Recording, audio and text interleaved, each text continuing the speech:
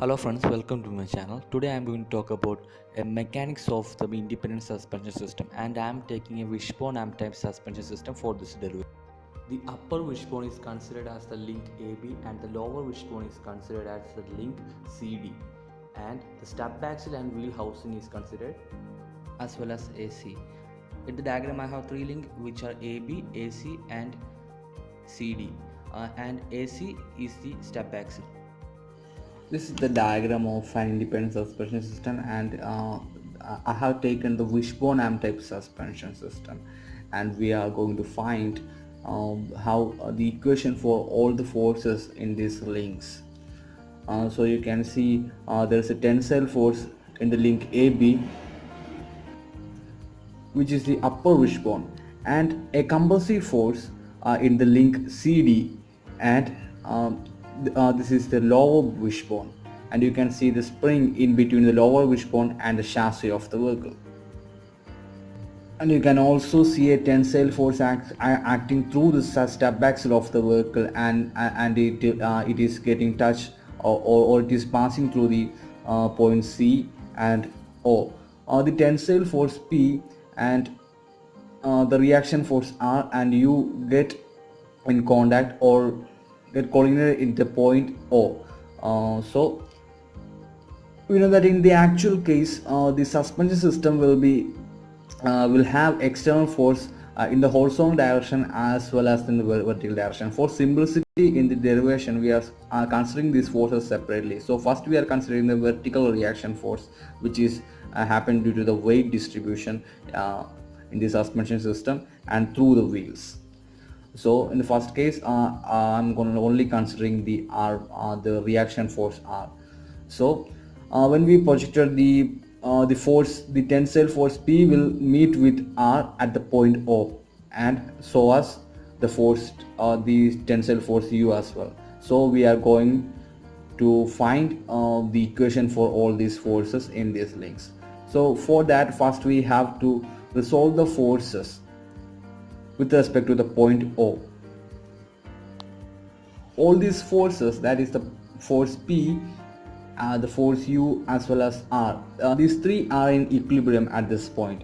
So if you draw a free body diagram, it will be a closed triangle. So I have done it here. You can see the vertical force R, and I have drawn the parallel of the tensile force P, you can see here, and the parallel of that tensile force U as well. So I have got a closed triangle, and in the fourth quadrant, the force P will be acting through the third quadrant, and the force U is through the fourth quadrant, and the reactive force will be in the vertical direction in the first quadrant. So by resolving these forces horizontally, you know that cos 90 is equal to 0. So the value of R doesn't have any effects here. So we have to consider only these two tensile forces, which are P and U. So you can see in the third quadrant, the value of cos is negative. So here it is P cos alpha.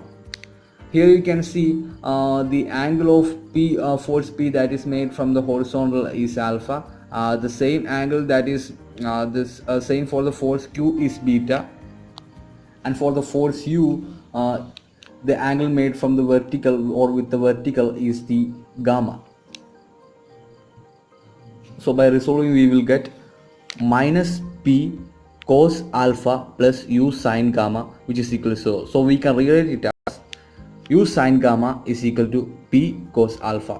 From this equation, we can rewrite the equation, or find the equation for U, and we can write U is equal to P cos alpha divided by sin gamma. As you can see here, I have found the equation for U. Now we will resolve the forces vertically with respect to the point O as well. So by resolving it vertically, we will get R sin 90 minus U cos gamma,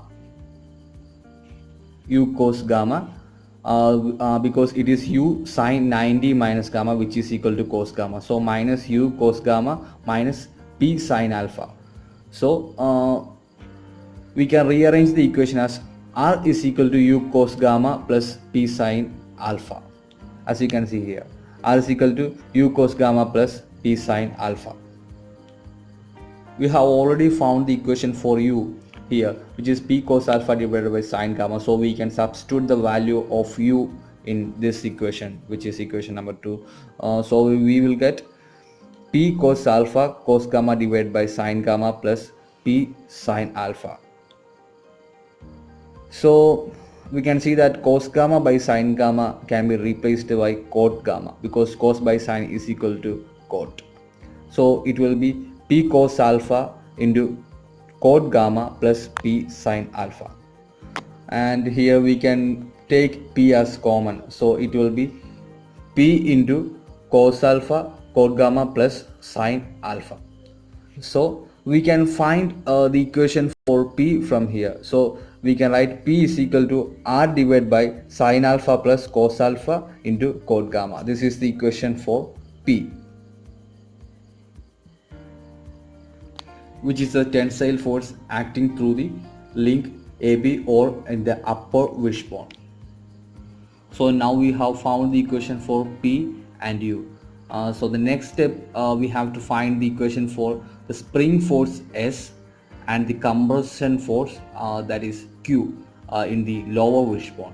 So for that we have to take a moment with respect to the point D, that is in which the lower wishbone hinged to the frame of that vehicle. So we have to take the moment with respect to this point.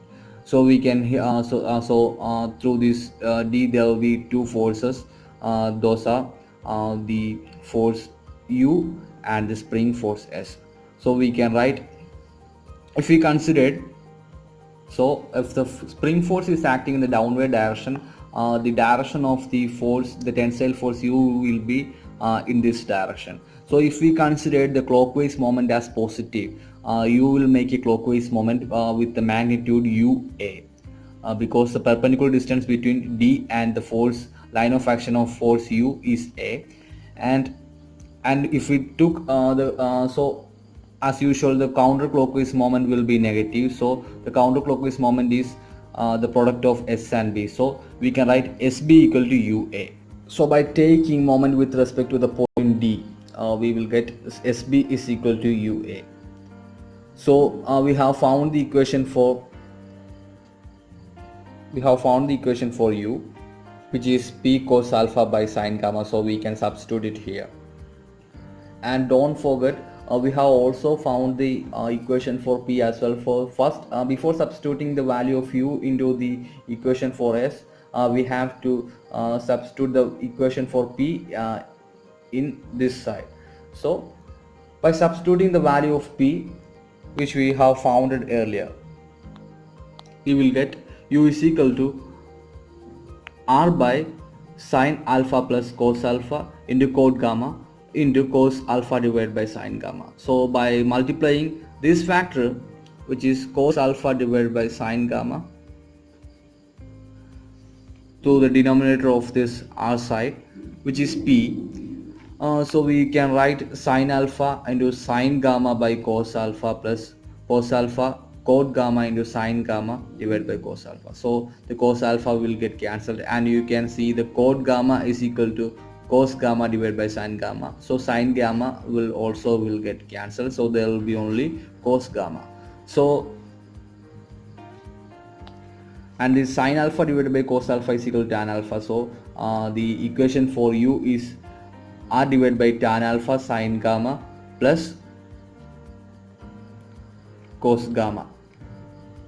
You can see the equation here. So what is the next step is to substitute the value of U in the equation of S, which is UA by B.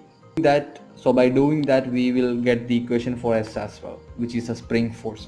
So it will be R divided by tan alpha sin gamma plus cos gamma into A by B.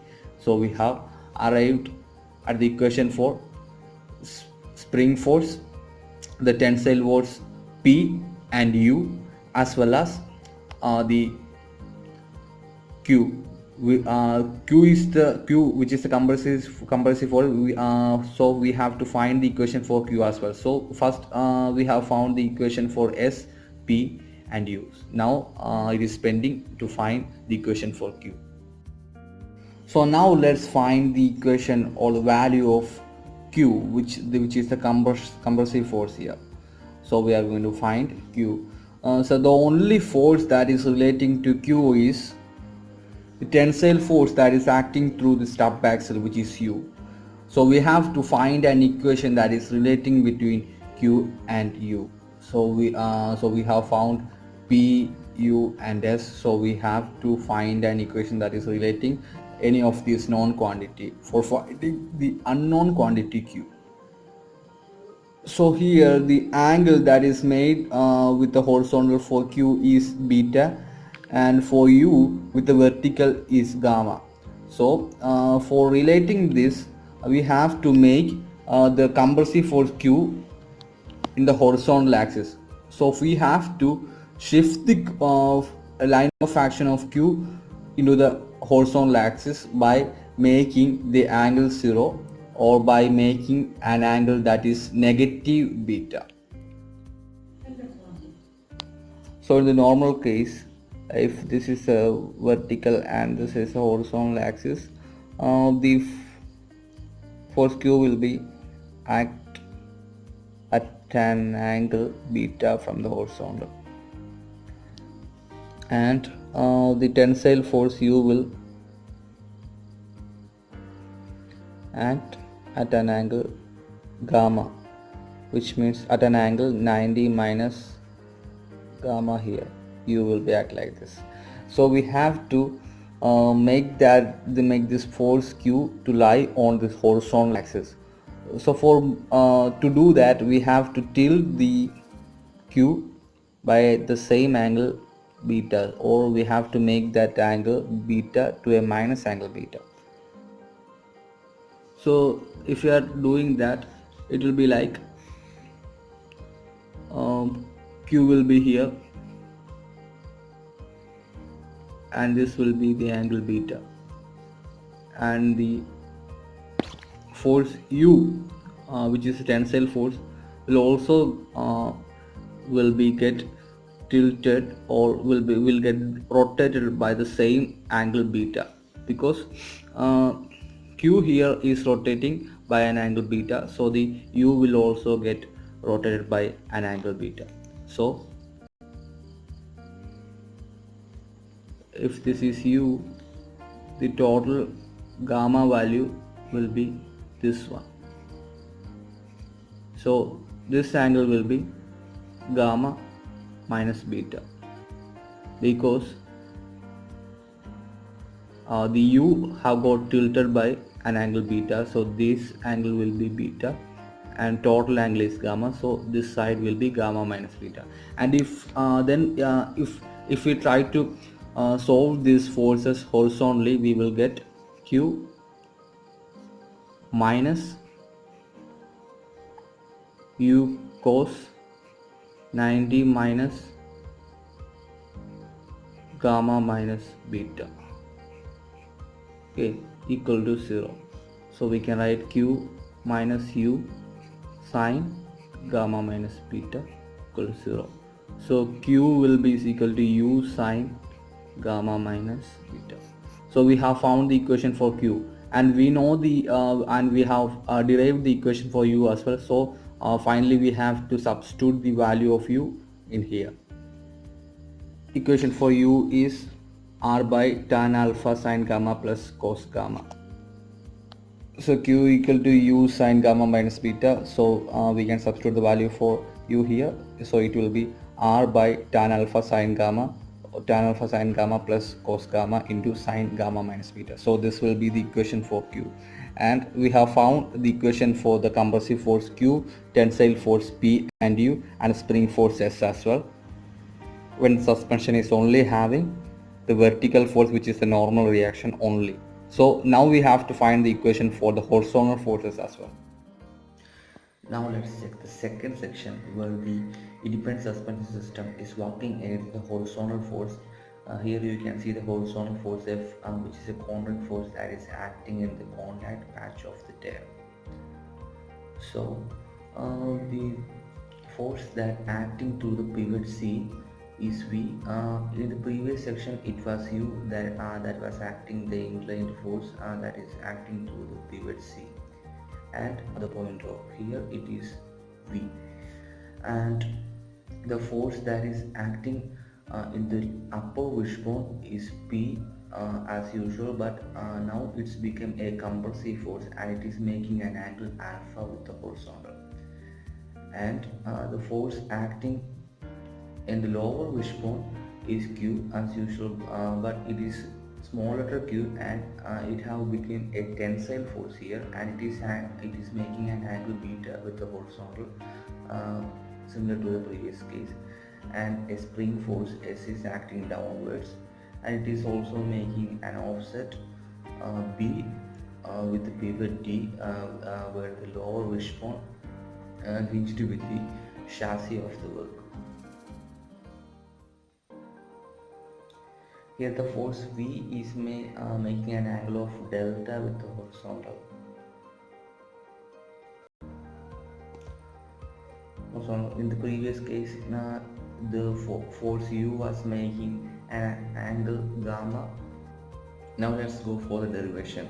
Before resolving the forces horizontally and vertically, we have to draw the free body diagram with respect to the reference point O, where the compressive force small letter P as well as the inclined force that is acting through P, which is V, will get coincide. For drawing the free body diagram, we have to draw the parallel of the horizontal force F, the force V as well as the force P. So by doing that, we will get the free body diagram like this. You can see the horizontal force acting to the right side, and the force V, which is the tensile force, and the compressive force P as well. So it will go a closed triangle, which means these three forces makes an equilibrium at the point O. So for resolving, you know that in a quadrant the force F will be acting like this, and the force P will be here with an angle alpha, and the force V will be acting through here with an angle delta.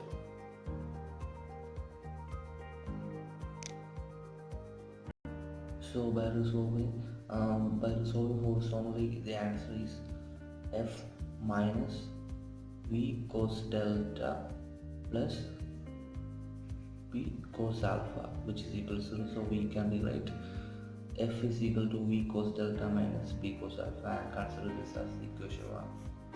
And next we have to resolve it vertically. So we don't have to consider the force F, because F sin 0 is equal to 0. So this value of the horizontal force will get to 0. And by resolving vertically, we will get P sin alpha minus P sin delta is equal to 0. So we can write P sin alpha is equal to V sin delta. So we can write equation for V as P sin alpha divided by sin delta. We can substitute the value of V in the equation 1. So we will get F equal to P sin alpha divided by sin delta into cos delta minus cos alpha. So cos delta divided by sin delta is equal to cot delta. So we can write P sin alpha cot delta minus cos alpha, and here we can find the equation for P as well. So P is equal to F by sin alpha into cot delta minus cos alpha, which is the fourth equation. Now for making the final equation of V, we have to substitute the value of P in the equation 3, which is the equation for force V. Next is we have to find this value for spring force as well as the tensile force at the lower wishbone, which is Q. For finding the spring force, we have to take moment with respect to the pivot D. Then we will get there are two moments. The moments are one is made by the inclined force that is acting to pivot V, and the force is V, and it is making a couple VD which is clockwise. And the second force uh, couple is made by the spring force which is or which have an offset of B, so it is making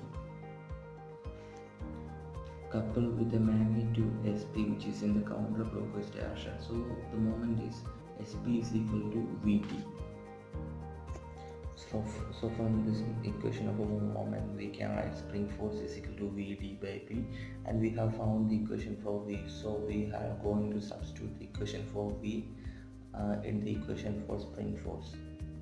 So by substituting the value of P in the equation of V, we will get F by sine alpha cos delta minus cos alpha in sine alpha by sine delta.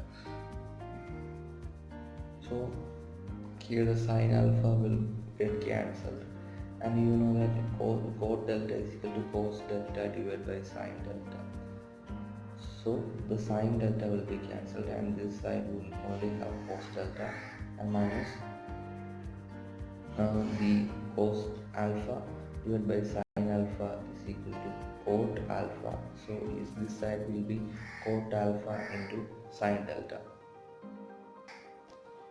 So the equation of V will get F divided by cos delta minus cos alpha into sine delta, and we can write the equation of spring force as V d by V will become F by cos delta minus cot alpha sine delta into d by b. So we have got the equation for spring force as well. Now we have to find the equation for the tensile force Q which is acting in the lower wishbone. So for writing the equation of Q with respect to the force V, we know that the force Q is acting at an angle positive beta, and V will be acting at an angle delta with the horizontal. So to make the force Q act through the horizontal line, we have to tilt the force by an angle beta, or we have to make an angle of negative beta. By doing that, the force V will be acting at an angle delta minus beta. Now we have found the or derived the equation for the suspension that is having vertical force as well as horizontal force. But I have already said that an independent suspension system is having the vertical as well as the horizontal force. So we have to combine these two forces, or we have to combine these two results. So in the upper wishbone AB, there will be a tensile force as well as a compressive force. So the total force is P minus P, because one is the compressive force. And in the lower wishbone, there will also be a tensile as well as a compressive force. So it will be Q minus Q,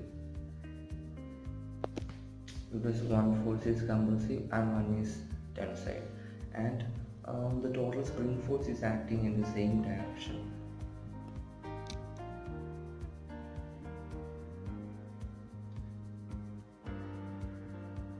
So it will be the sum. So it will total spring force is S plus S, and finally total force through the pivot C, and both forces are tensile force. So it will be the sum of U and C. So hope you have learned something new now, and now you are learning more about vehicle dynamics. So don't forget to subscribe to the channel for updated videos, and thank you for watching.